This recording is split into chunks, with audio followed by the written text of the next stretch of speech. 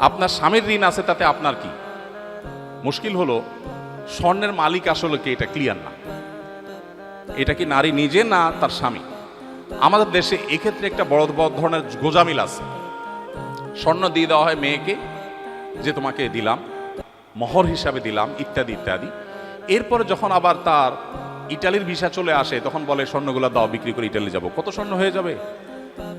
স্বর্ণের মালিক যদি তিনি হন, তাহলে আপনি কিভাবে চান? আপনি একটা দরখাস্ত লিখতে পারেন, বরাবর মাননীয় স্ত্রী বিষয় ঋণ মঞ্জুরের আবেদন, জনাবা যথাবিহিত সম্মান প্রদর্শন পূর্বক নিবেদন, এই যে আমি অধম, ঋণগ্রস্ত, গরিব,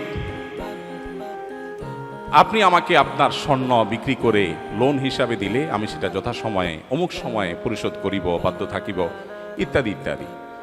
আপনি দরখাস্ত করতে পারেন, কিন্তু আপনি তো অর্ডার করছেন। তো আসলে স্বর্ণ কি আপনি তাকে দিয়ে দিয়েছেন? যদি দিয়ে থাকেন, যাকাত তাকেই দিতে হবে, কিন্তু আপনি দিচ্ছেন, আবার মন মতো আপনি নিচ্ছেন। আর দেওয়ার পরে তিনি যদি এটা তার মন মতো মানুষকে দিয়ে দেয়, তাহলে আপনি তাকে প্রশ্নের মুখোমুখি করছেন। তার মানে বিষয়টা ক্লিয়ার না, এটা ক্লিয়ার করা উচিত।